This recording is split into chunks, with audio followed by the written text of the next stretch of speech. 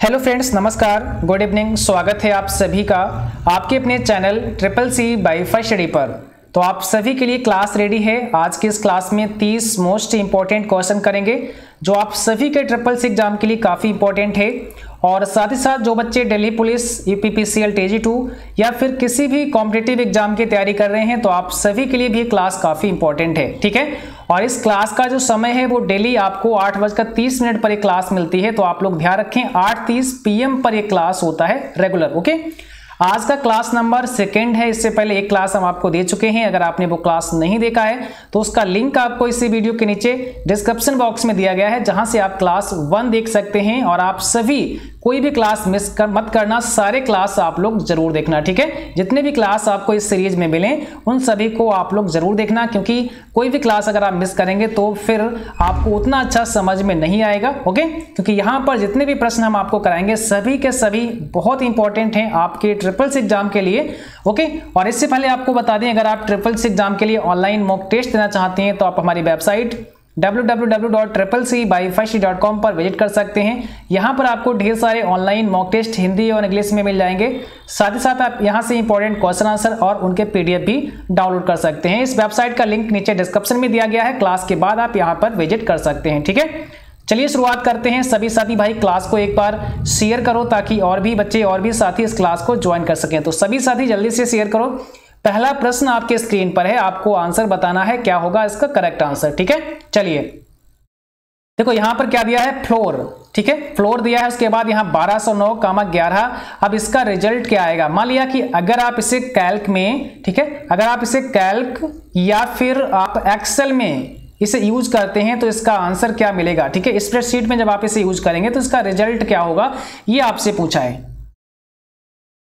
चलो भाई देखते हैं कौन कौन बच्चे इस क्वेश्चन का सही जवाब करेंगे। और अगर आपको ये पता नहीं है तो इस पर हमने ऑलरेडी क्लास दिया है। लिब्रे ऑफिस में जो प्लेलिस्ट है उसमें जाएंगे तो वहां पर आपको लिब्रे ऑफिस कैल्क का एक क्लास मिल जाएगा जिसमें सभी फार्मूले डिस्कस किए हैं बहुत अच्छे से, आप उसको समझ सकते हैं, ठीक है। और इसके लिए एक और हम अलग से वीडियो लेकर आएंगे जिसमें सारे फार्मूले एक ही वीडियो में कवर करेंगे, ठीक है। तो आगे आने वाले समय में हम आपको एक क्लास और देंगे इस पर, तो उसको आप अच्छे से देख लेंगे तो सारी चीजें आपको समझ में आ जाएंगी। यहां पर जो करेक्ट आंसर होगा ऑप्शन C हो जाएगा। देखो कैसे यहां पे आंसर आ गया आपका। देखो यहां पर जब भी फ्लोर दिया हो, ओके, ध्यान रखना है, जब भी फ्लोर दिया हो और यहां पे दिया है 1209,11, ठीक है, तो 1209 के नीचे संख्या आपको छांटनी है और कौन सी संख्या देखनी है, जो 11 से पूर्ण तरीके से विभाजित हो जाए, वो संख्या आपको छांटनी है।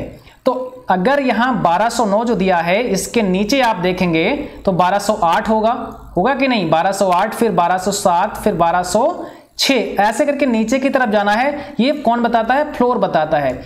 जब भी फ्लोर मिले तो आपको नीचे की तरफ जाना है। और एक सीलिंग होता है, जब सीलिंग मिले तो आपको ऊपर की तरफ जाना है, ठीक है। अभी आपको फ्लोर की तरफ जाना है, ओके।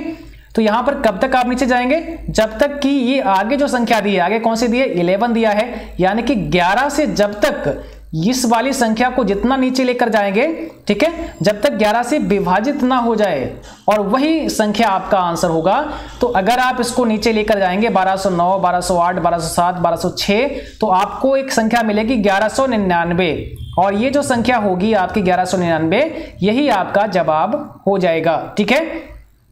तो यहां पर क्या करना है आपको, जब आप इसे एक्सेल में या फिर कैल्क में प्रैक्टिकली यूज करेंगे तो वहां पर आपको एक सेल में इक्वल टाइप करना है, फ्लोर लिखना है, ब्रैकेट ओपन करना है, 1209,11 लिखना है, ब्रैकेट क्लोज करना है। जैसे आप एंटर प्रेस करेंगे तो आपको यही रिजल्ट दिखा देगा 1199, ओके, ध्यान रखना है, ठीक है। चलिए आगे बढ़ते हैं। अगला प्रश्न आपको आंसर करना है, आधार सीडिंग क्या होता है। काफी बच्चों को पता होगा, काफी सिंपल सा प्रश्न है, आधार सीडिंग क्या होगा, ठीक है। देखिए कोई भी प्रश्न नहीं छोड़ेंगे, आपको सारे क्वेश्चन करवा देंगे, ओके।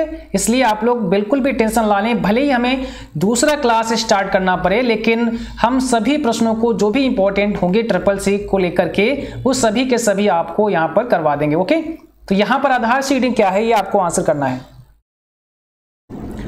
आधार सीडिंग का मतलब क्या होता है? बैंक खाता से आधार जोड़ना।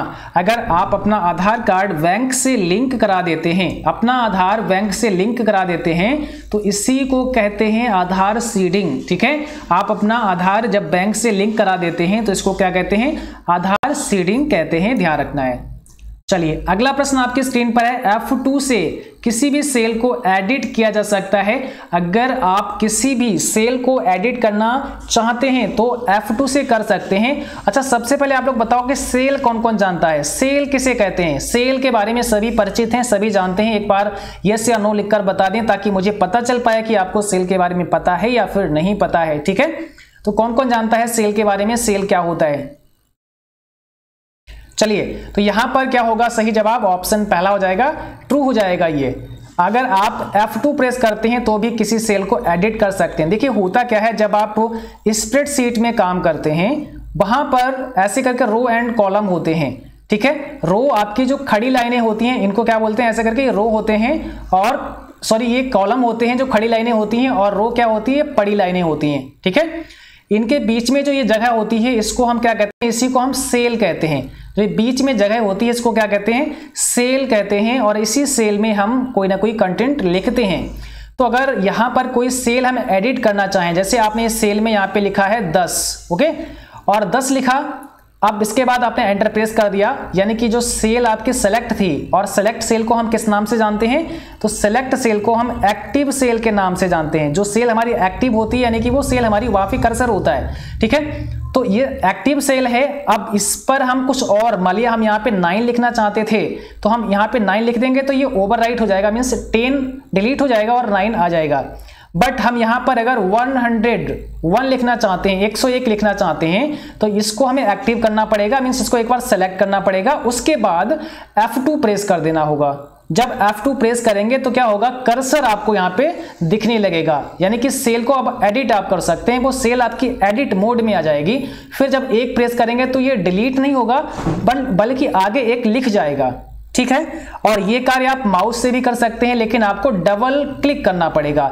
इस सेल में एक बार क्लिक करेंगे तो ये सेल एक्टिव हो जाएगी, लेकिन जब 2 बार क्लिक करते हैं तो सेल आपकी फिर एडिट मोड में आ जाती है, वहां पर कर्सर आपको दिखने लगता है। ओके, चलिए कभी प्रैक्टिकल भी हम इसके बारे में आपको आगे बताएंगे। अब अगला प्रश्न पूछा है, URL का फुल फॉर्म क्या होता है? URL का पूरा नाम क्या होता है? आपको जल्दी से जवाब भेजना है। यूनिफॉर्म रिसोर्स लोकेटर होता है, यूनिक रिसोर्स लोकेटर होता है, यूनिफॉर्म रजिस्टर लोकेटर होता है, और या फिर यहाँ पे नन ऑफ दीज। तो यहाँ पे करेक्ट आंसर होगा आपका पहला, यूनिफॉर्म रिसोर्स लोकेटर होता है URL का पूरा नाम। देखिए एक चीज याद रखना है, जितने भी प्रश्न हम यहाँ पर आपको कराएं, जितनी भी क्लासेस हम यहाँ पर आपको दें, आप किसी भी प्रश्न को हल्के में मत लेना और बहुत अच्छे से याद करना, क्योंकि कोई भी प्रश्न आपको भुलाना नहीं है, बहुत अच्छे से लर्न करना है, मन से पढ़ना है, तो बहुत अच्छे से सारी चीजें याद हो जाएंगी। ठीक है, क्योंकि अगर आप यहाँ पढ़ते हैं और उसके बाद भूल जाते हैं तो इससे कोई बेनिफिट नहीं होगा, कोई फायदा नहीं होने वाला है इस क्लास से। अगला प्रश्न क्या है? कंप्यूटर का जनक कहा जाता है। कंप्यूटर का जनक किसे कहते हैं? फादर ऑफ कंप्यूटर किसे कहते हैं? तो फादर ऑफ कंप्यूटर कहते हैं रेट, यहां पे सॉरी गलत लिखा, गलत यहां पे मार्क लगा हुआ है। फादर ऑफ कंप्यूटर या कंप्यूटर का जनक किसे कहते हैं? तो ध्यान रखना है चार्ल्स बेबेज को। ठीक है, किसे कहते हैं? यहाँ पे चार्ल्स बेबेज हो जाएगा करेक्ट आंसर आपका। ठीक है, कंप्यूटर का जनक चार्ल्स बेबेज को कहा जाता है। ऑप्शन नंबर यहाँ पे करेक्ट होगा आपका C। ठीक है, चलिए और अगला प्रश्न है, आर्टिफिशियल इंटेलिजेंस कंप्यूटर को मनुष्य की बुद्धि की तरह बुद्धिमान बनाने की तकनीक है। जो AI है, यानी कि AI का मतलब आर्टिफिशियल इंटेलिजेंस है, ये कंप्यूटर को मनुष्य की बुद्धि की तरह बुद्धिमान बनाने की तकनीक है। ट्रू है कि फॉल्स? तो बिल्कुल सही है, ऑप्शन पहला हो जाएगा। आर्टिफिशियल इंटेलिजेंस जो है वो क्या है? कंप्यूटर को मनुष्य की तरह बुद्धिमान बनाने की एक तकनीक है। ठीक है, यानी कि इसको हम कृत्रिम बुद्धिमत्ता कह सकते हैं, है ना, जो कि इंसान बनाता है, आर्टिफिशियल इंटेलिजेंस। ठीक है, तो आप बोल सकते हैं कि ये कंप्यूटर को मनुष्य की बुद्धि की तरह बुद्धिमान बनाने की एक तकनीक है, आर्टिफिशियल इंटेलिजेंस। तो यहाँ पे ये पहला ऑप्शन करेक्ट हो जाएगा। और आर्टिफिशियल इंटेलिजेंस के जनक किसे कहा जाता है, या फादर ऑफ आर्टिफिशियल इंटेलिजेंस किसे कहा जाता है? तो जल्दी से आप लोग कमेंट बॉक्स में भेजें क्या होगा सही जवाब। आर्टिफिशियल इंटेलिजेंस के जनक किसे कहा जाता है? तो क्या हो जाएगा? John McCarthy. जॉन मैकार्थी को आर्टिफिशियल इंटेलिजेंस का जनक कहा जाता है, याद रखना है, काफी इंपॉर्टेंट है। और अगर आपसे पूछें कि एआई की पहली भाषा कौन सी है, आर्टिफिशियल इंटेलिजेंस की पहली भाषा कौन सी है, तो क्या हो जाएगा? LISP, लिस्ट प्रोसेसिंग हो जाएगा, याद रखना, ये भी काफी इंपॉर्टेंट है। टेक्स्ट एडिटर किसी टेक्स्ट फाइल को क्रिएट, मॉडिफाई एवं स्टोर करने के लिए प्रयोग किया जाता है। जो टेक्स्ट एडिटर होता है, टेक्स्ट एडिटर क्या होता है? ये किसी टेक्स्ट फाइल को क्रिएट, मॉडिफाई एवं स्टोर करने के लिए प्रयोग किया जाता है। ट्रू है कि फॉल्स?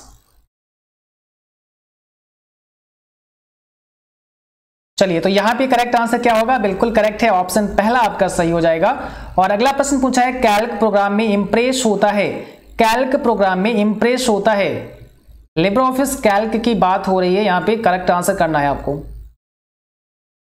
भाई अभी तक अगर लाइक नहीं किया है तो प्लीज सभी साथी लाइक कर दिया करो, आप सभी लाइक कर दिया करो क्लास को, और शेयर भी कर दिया करो सभी, ठीक है? तो सभी लोग लाइक और शेयर कर दिया करो आप लोग। और जो भी साथी चैनल पर पहली बार हैं, आप सभी का मोस्ट वेलकम है, हार्दिक स्वागत है। आप लोग चैनल को सब्सक्राइब करें और बेल आइकन भी ऑन करें ताकि नोटिफिकेशन भी आपको मिलता रहे।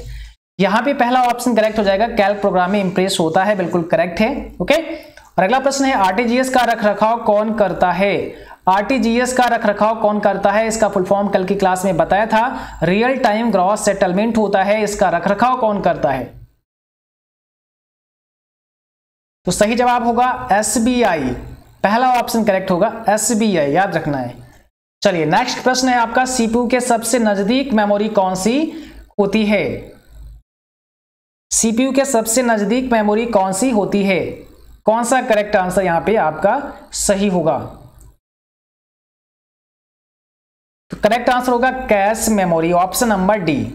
अगला प्रश्न पूछा है, anti fishing virus phishing attack से हमारी रक्षा करता है। Anti fishing virus phishing attack से हमारी रक्षा करता है, कौन सा यहां पे ट्रू है या फॉल्स है? फिशिंग अटैक क्या होता है? जिसको हम कह सकते हैं, आपने देखा होगा ना, जब आप फिशिंग करते हैं, आप मछली पकड़ते हैं, तो मछली कैसे पकड़ी जाती है?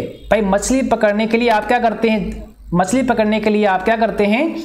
आप वहां पर उसको खाने के लिए कोई चीज देते हैं, यानी कि उसको इस प्रकार से हम उसके साथ बिहेव करते हैं कि हम उसको कुछ खिला रहे हैं, ठीक है? और जब मछली अपना खाना देखती है और उस खाने की तरफ भागती है, तो क्या होता है? मछली फंस जाती है ना? और जब मछली फंस जाती है तो उसको हम क्या कहते हैं? फिशिंग कहते हैं, यानी कि मछली पकड़ना कहते हैं। ऐसे ही फिशिंग अटैक भी होता है। फिशिंग अटैक मतलब कि आपको लुभावने मैसेज भेजे जाते हैं जिसमें ये बताया जाता है कि आपकी लॉटरी निकली है, आपको इतना इनाम मिला हुआ है, या बहुत सारे अलग अलग प्रकार के उनके जो एक तरीके से आप कह लें कि आपको लुभावने मैसेज देते हैं, आपको गुमराह करने की कोशिश करते हैं, ठीक है? तो उसको हम फिशिंग अटैक कहते हैं। पता चला कि आपके बैंक से कोई SMS आया और वो रियल में बैंक से नहीं आया, बट आपको लगा कि आपकी बैंक से कोई SMS आया जिसमें कुछ डॉक्यूमेंट मांगे गए या जिसमें आपका पैन कार्ड का नंबर मांगा गया, इस प्रकार के मैसेज, जबकि ये बैंक पहले ही बोलता है कि इस प्रकार के कोई भी SMS करके आपसे कोई डिटेल बैंक कभी भी नहीं मांगता है ना? तो इस प्रकार की डिटेल हमें कभी भी नहीं देनी चाहिए। या कई बार आपके पास कोई लिंक शेयर होता है कि आप अगर इस लिंक पर क्लिक करते हैं तो आपको आप यहाँ पर सोना जीत सकते हैं या फिर आप कैश जीत सकते हैं। तो इस प्रकार के जो लुभावने मैसेज आते हैं जिस पर आप क्लिक कर देते हैं और आप फिर क्या होते हैं, आपका जो सिस्टम होता है वो वायरस से ग्रसित हो सकता है, आप हैक भी हो सकते हैं, बहुत सारे कार्य हो सकते हैं जिसको हम फिशिंग अटैक बोलते हैं, ठीक है? तो ये भी एक तरीके से मछली पकड़ने वाला सिस्टम हो गया। बस आपके पास एक ऐसा जाल डाला जाता है जिसमें आप फंस जाते हैं, है ना? क्योंकि आप समझ नहीं पाते हैं कि हमारे साथ ये हो क्या रहा है। तो ये होता है फिशिंग अटैक। और एंटी फिशिंग अटैक या एंटी फिशिंग वायरस जो होता है वो फिशिंग अटैक से हमारी रक्षा करता है। तो यहाँ पे बिल्कुल करेक्ट होगा, पहला प्रश्न आपका, पहला ऑप्शन यहाँ पे करेक्ट होगा। अगला क्वेश्चन बताइए आप लोग, मोजिला फायरफॉक्स क्या है? मोजिला फायरफॉक्स क्या होता है? सर्च इंजन है, वेब ब्राउजर है, सिस्टम सॉफ्टवेयर है, या फिर कोई नहीं है? तो मोजिला फायरफॉक्स एक प्रकार का वेब ब्राउजर प्रोग्राम है। क्या है? एक वेब ब्राउजर प्रोग्राम है और इससे आप लोग परिचित होंगे। वेब ब्राउजर क्या होते हैं? जो एक प्रकार के एप्लीकेशन प्रोग्राम होते हैं जो आपके सिस्टम में होते हैं, और इस वेब ब्राउजर प्रोग्राम की मदद से, जो वेब ब्राउजर होते हैं इनकी हेल्प से आप किसी भी वेबसाइट को विजिट कर सकते हैं, किसी वेबसाइट को देख सकते हैं। चलिए अगला प्रश्न बताइए, नाबार्ड की स्थापना किसने की? और ये भी क्वेश्चन आपके ट्रिपल सी एग्जाम में कई बार पूछा गया है, इसलिए यहां पे लिखते हैं इंपॉर्टेंट, ओके, क्योंकि ये बहुत बार ट्रिपल सी एग्जाम में देखने को मिला है। नाबार्ड की स्थापना किसने की है? सही जवाब क्या होगा? बी सिब्बारमन कमिटी द्वारा। तो ऑप्शन नंबर सी आपका करेक्ट है। अगला प्रश्न है, यूएसएसडी का फुल फॉर्म क्या होता है? यूएसएसडी का पूरा नाम पूछा है, क्या होगा आपका राइट आंसर? तो याद रखना है, यहां पर हो जाएगा unstructured supplementary service data. Unstructured supplementary service data होता है यूएसएसडी का फुल फॉर्म। अगला प्रश्न पूछा है, आधार कार्ड में कितने डिजिट होते हैं? आप लोगों ने कभी चेक किए होंगे, है ना? आपके पास जो आधार कार्ड होता है उस पर टोटल कितने डिजिट होते हैं, कितने अंक होते हैं, या आधार कार्ड कितने अंकों का होता है, ये आपको आंसर करना है। तो आधार कार्ड आपका 12 अंकों का होता है, ऑप्शन सी करेक्ट है। अगला प्रश्न क्या पूछा है, ATM pin, mobile banking pin आदि बदलते रहने चाहिए। आप जो एटीएम पिन होता है, मोबाइल बैंकिंग पिन होता है, इनको चेंज करते रहना चाहिए, यानी कि जो पासवर्ड होते हैं उनको बदलते रहना चाहिए समय समय पर। क्या ये सही है? तो बिल्कुल सही है, पहला ऑप्शन करेक्ट है। जो भी ATM pin, mobile banking pin, आपका कोई भी पासवर्ड है, जीमेल आईडी का पासवर्ड है, तो इसको समय समय पर चेंज करते रहना चाहिए, बदलते रहना चाहिए। तो बिल्कुल सही है। अगला प्रश्न क्या है, बेसिक का फुल फॉर्म। बेसिक एक प्रकार की लैंग्वेज है, एक लैंग्वेज है, और इसका पूरा नाम पूछा है, फुल फॉर्म पूछा है, क्या होगा सही जवाब? चलिए भाई जल्दी से जवाब करिए क्वेश्चन नंबर 17 का, और यहां पे पहला ऑप्शन करेक्ट हो जाएगा। ध्यान रखना है, बेसिक का फुल फॉर्म होता है beginner's all purpose symbolic instruction code. याद रहेगा आपको, विग्नर्स, ठीक है, all purpose symbolic instruction code. तो ऑप्शन पहला करेक्ट है। अगला क्वेश्चन, और आप यहां देख सकते हैं, देखिए बेसिक जो है एक लैंग्वेज है, और बेसिक जो है वो शुरुआती all purpose symbolic instruction code है, ठीक है, हिंदी में यहां पे दिया है। और आप देख सकते हैं कि सामान्य प्रयोजन उच्च स्तरीय प्रोग्रामिंग भाषाओं का एक परिवार है। इसे 1 मई 1964 को बनाया गया था। याद रहेगा आपको, 1 मई 1964 को बनाया गया था बेसिक, ठीक है, जो एक लैंग्वेज है जिसका डिजाइन दर्शन उपयोग में आसानी पर जोर देता है। इसके मूल संस्करण को जॉन जी कॉमेनी और थॉमस ई कर्टज द्वारा डिजाइन किया गया था।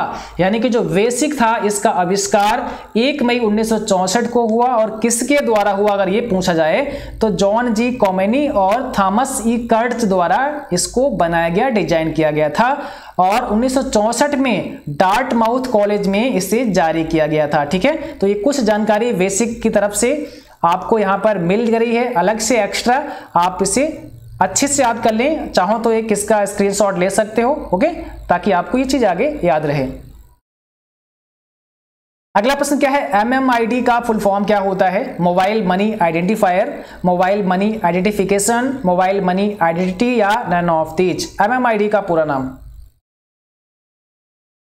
तो सही जवाब हो जाएगा mobile money identifier. Next question पूछा है, आईसी का आविष्कार किसने किया? आईसी जिसे कहते हैं इंटीग्रेटेड सर्किट, याद रहेगा आपको, फुल फॉर्म याद रखना है, इंटीग्रेटेड सर्किट। एक एक छोटी छोटी बात आपको याद रखनी है, क्योंकि इन छोटी छोटी बातों से क्या होता है ना, बहुत सारे प्रश्न बन सकते हैं। जरूरी नहीं होता है एग्जाम में सेम प्रश्न आपके सामने आ जाए, बट प्रश्न वही होता है, थोड़ा सा उन्होंने अलग तरह से पूछा आपसे, थोड़ा सा घुमा करके पूछा, और अगर आपने सही से पढ़ा है तो आप उसका जवाब कर पाएंगे, है ना। और बिल्कुल रटके गए हैं आप तो जैसा हमने पढ़ाया वैसा ही आएगा, तभी जवाब करेंगे, अदरवाइज आप जवाब नहीं कर पाएंगे। तो इसलिए आप लोग छोटी छोटी बातों पर भी ध्यान जरूर दें, क्योंकि उनसे बहुत प्रश्न बनाए जा सकते हैं। ठीक है, तो आईसी जिसका मतलब होता है इंटीग्रेटेड सर्किट का आविष्कार किसने किया था? Jack Kilby. Option C correct है आपका।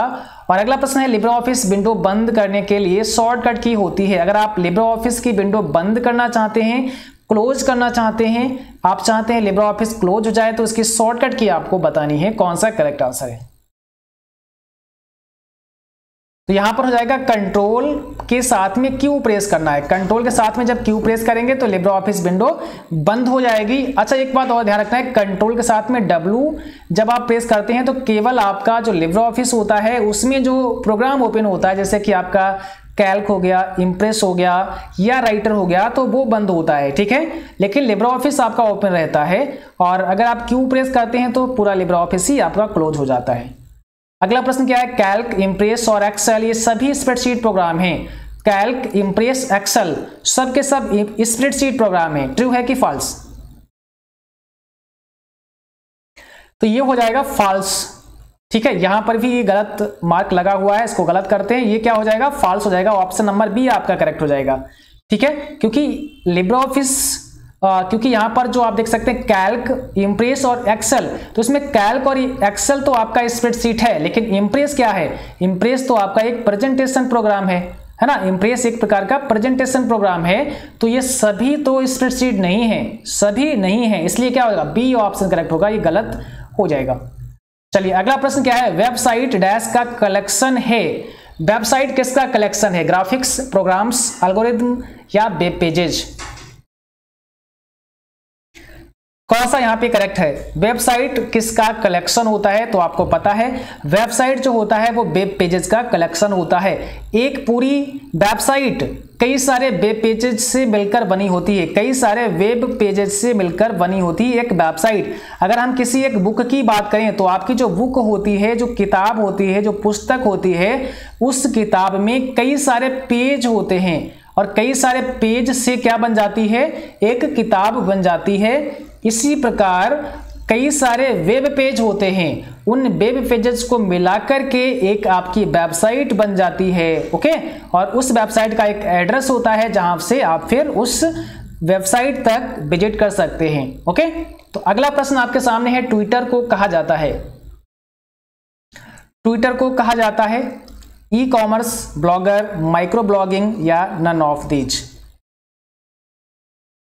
करेक्ट आंसर है ऑप्शन सी, माइक्रो ब्लॉगिंग भी कहा जाता है। ट्विटर को माइक्रो ब्लॉगिंग भी कहा जाता है, याद रखना है। नेक्स्ट प्रश्न क्या है, यूपीआई में आई का क्या मतलब होता है? Internet, import, interface, none of these? UPI में आई का फुल फॉर्म, तो यहां पर हो जाएगा इंटरफेस। फुल फॉर्म क्या होता है, यूनिफाइड पेमेंट्स इंटरफेस, तो आई फॉर इंटरफेस। अगला प्रश्न क्या है, फेसबुक पर अधिकतम एक बार में कितने फोटो अपलोड कर सकते हैं? मैक्सिमम एक बार में कितने फोटो अपलोड कर सकते हैं? करेक्ट आंसर यहां पर होगा 30, पहला ऑप्शन करेक्ट हो जाएगा। और फेसबुक एक प्रकार का सोशल नेटवर्किंग साइट है। क्या है? सोशल नेटवर्किंग साइट है, याद रखना है। फेसबुक एक प्रकार की सोशल नेटवर्किंग साइट है। अगला प्रश्न क्या है, फेसबुक पर अधिकतम कितने फ्रेंड्स बना सकते हैं? मैक्सिमम कितने फ्रेंड्स बना सकते हैं फेसबुक पर? तो सही जवाब क्या होगा, आप लोग जल्दी से जवाब भेजें। और भाई जो भी बच्चे अभी तक लाइक नहीं किए हैं सभी लोग क्लास को एक बार लाइक करें, ओके। तो यहां पर सही जवाब है सी ऑप्शन 5000, अधिकतम 5000 फ्रेंड्स आप बना सकते हैं। अगला प्रश्न है, एम कॉमर्स की शुरुआत की थी। एम कॉमर्स का फुल फॉर्म क्या होता है बच्चों, एक बार कमेंट बॉक्स में बताएं जरा, एम कॉमर्स का फुल फॉर्म क्या होता है? आप सभी जल्दी से कमेंट बॉक्स में लिखें एम कॉमर्स का फुल फॉर्म क्या होता है। और यहां पे पूछा है कि शुरुआत किसने की? बिल गेट्स ने की, Tobin, Kevin Duffy, none of these? चलिए भाई 26 का कौन सा करेक्ट आंसर है और आपको बताना है एम कॉमर्स का पूरा नाम, फुल फॉर्म। तो सही जवाब है ऑप्शन सी, केविन डफी। इन्होंने एम कॉमर्स की शुरुआत की। और एम कॉमर्स का मतलब क्या होता है? मोबाइल कॉमर्स, याद रखना है, मोबाइल कॉमर्स होता है, ठीक है। एम फॉर मोबाइल और कॉमर्स आगे आपको पता है, तो एम कॉमर्स का मतलब मोबाइल कॉमर्स, ठीक है। ई कॉमर्स का मतलब इलेक्ट्रॉनिक कॉमर्स। भीम ऐप द्वारा एक दिन में कितना पैसा ट्रांसफर कर सकते हैं? एक दिन में कितना पैसा ट्रांसफर कर सकते हैं भीम एप्लीकेशन के द्वारा? चलिए कौन सा करेक्ट आंसर यहां पे, तो यहां पर हो जाएगा ऑप्शन आपका सी, 40,000। एक बार में आप एक दिन में आप 40,000 पैसा ट्रांसफर कर सकते हैं भीम एप्लीकेशन के द्वारा। अगला क्वेश्चन आपसे पूछा है विषम क्या है? यहां पर आपको बताना है विषम। मतलब कि भिन्न क्या है, बाकी से अलग कौन सा है। पहला SMTP, POP, FTP, IMAP। अब यहां पे भिन्न पूछा है, विषम पूछा है, मतलब कि 3 एक जैसे होंगे और एक अलग होगा।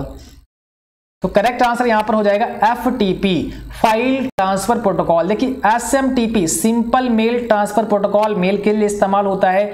POP ये भी मेल के लिए इस्तेमाल होता है।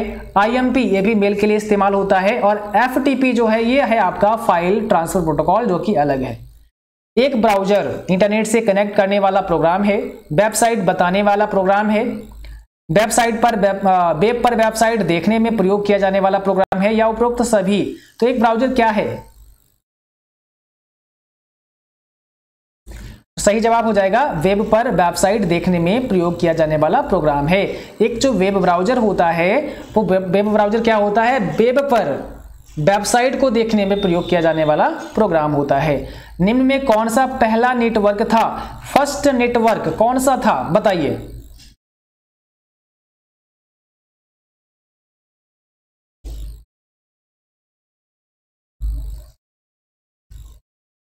तो पहला नेटवर्क था यहां पर आपका ऑप्शन नंबर पहला करेक्ट होगा। सॉरी, यहां पर भी जो मार्क लगा है वो गलत लगा है, ठीक है। इसके लिए क्षमा चाहेंगे क्योंकि आज कई मार्क जो है यहाँ पे गलत लग गए हैं, लेकिन मैंने करेक्ट कर दिया है, ठीक है। तो आप यहाँ पर इस बी को ना माने, यहाँ पर पहला ऑप्शन आपका करेक्ट है। ओके, तो यहाँ पर क्या है? पहला ऑप्शन करेक्ट है, ARPANET। निम्न में कौन सा पहला नेटवर्क था? ARPANET था, ध्यान रखना है, ठीक है। काफी मोस्ट इंपॉर्टेंट, अगर आपसे पूछें कि पहला नेटवर्क बताइए, ठीक है, तो सबसे जो पहला नेटवर्क है वो है आपका ARPANET, advance research project agency network, ठीक है। ARPA नाम की कंपनी थी, ARPA नाम की कंपनी थी जिसने इसको बनाया था, तो इसका नाम रखा गया है ARPANET, यानी कि advance research project agency network, ठीक है। तो सबसे पहले इसको यूएसए के डिफेंस डिपार्टमेंट में शुरू किया था, इसको भी ध्यान रखना है। यूएसए के डिफेंस डिपार्टमेंट में सबसे पहले रक्षा विभाग में इसको शुरू किया गया था, ठीक है। तो आज की क्लास बस यहीं तक थी। उम्मीद करता हूं क्लास सभी को पसंद आई होगी। क्लास अच्छी लगी उसको लाइक करना, शेयर करना अपने दोस्तों को, और जो भी बच्चे चैनल पर अभी तक नए हैं आप लोग सब्सक्राइब करना, बेल आइकन भी ऑन करना, ताकि नोटिफिकेशन भी आप सभी को मिलता रहे। क्लास कैसे लगी मुझे कमेंट बॉक्स में जरूर बताएं। कोई भी अगर आपको जानकारी चाहिए है, कोई सवाल आपका है, एग्जाम से रिलेटेड कोई दिक्कत आपको है, तो आप मुझे कमेंट कर सकते हैं, या फिर मुझे इंस्टाग्राम पर फॉलो कर लीजिए। वहां पर आप सीधे मुझे डायरेक्ट मैसेज करके कोई भी जानकारी ले सकते हैं, ठीक है। तो कल आपको क्लास मिलेगी इसी टाइम पर 8:30 पर। सभी साथी टाइम से क्लास में आ जाएंगे। क्लास का जो समय है वो 8:30 है, तो आप 8:30 PM पर क्लास को अटेंड कर लिया करो, ठीक है, क्योंकि कोई भी बिल्कुल लेट मत हुआ करो, समय से क्लास में उपस्थित हो जाया करो।